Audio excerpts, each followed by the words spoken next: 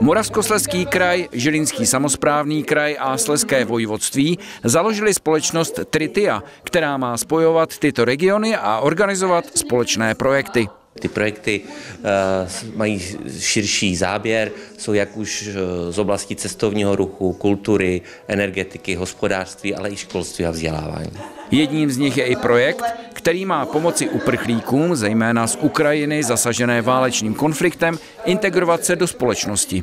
Tímto projektem jsme reagovali vlastně na ruskou agresi proti Ukrajině, kdy samozřejmě krátce na to se k nám, nejenom k nám, ale do celé Evropy přivalila vlna ukrajinských uprchlíků a my jsme chtěli nějakým způsobem být nápomocni. Proto jsme připravili právě tento projekt, který je komplexní, nejsou to jenom tedy jazykové kurzy, ale který by měl skutečně pomoct integraci těch uprchlíků do naší společnosti, ať už na té české straně nebo potom na straně polské. Jazykové kurzy pomáhají Ukrajincům zařadit se do společnosti, ale jsou také zaměřené na české zaměstnavatele, aby se naučili ukrajinsky a zlepšili svůj vztah s ukrajinskými zaměstnanci. Já myslím, že čeština nebo ovládnutí češtiny je úplně jako základní v integraci jakýchkoliv cizinců.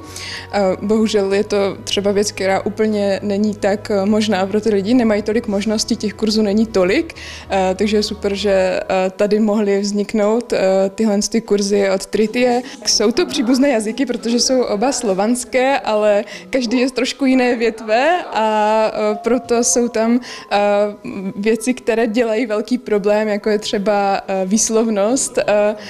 Vždycky, když potkáme nějakého cizince, tak hned slyšíme, že je to cizinec, když mluví česky. A takže já vždycky radím těm studentům, aby se snažili co nejvíc poslouchat, aby se dívali třeba na televizi v češtině, k tomu si zapli titulky, aby zároveň viděli i ten text. No a nejdůležitější je komunikace, takže pokud mají možnosti mluvit s kýmkoliv v obchodě, v práci, tak je to vždycky jen dobře a tak se tu češtinu naučí nejlíp.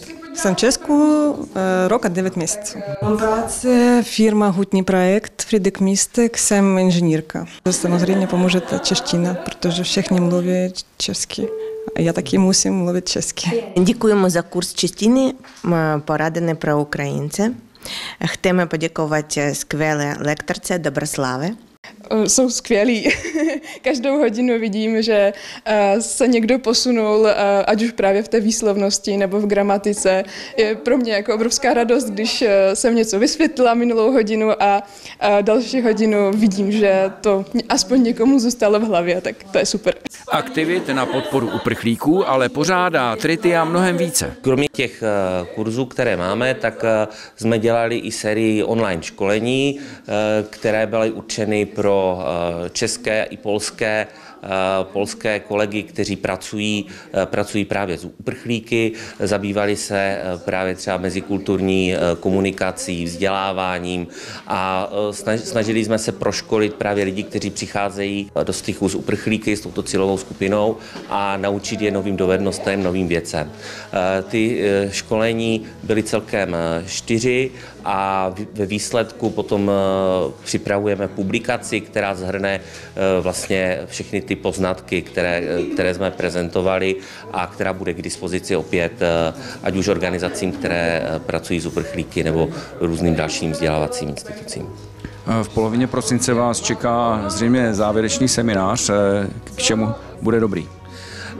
Bude to taková mini konference, bude teda na polské straně v polském Těšíně, v hotelu Libudnia a jsou tam pozvaní přednášející, ať už zástupci univerzit, zástupci neziskového sektoru, ale i třeba bývalí politici, kteří budou diskutovat o tom, co nás čeká do budoucna, jakým způsobem se bude nejenom vyvíjet ten vlastně dnešní konflikt, ale jaké to bude mít dopady právě na uprchlíky, zda u nás zůstanou nebo se budou chtít vrátit.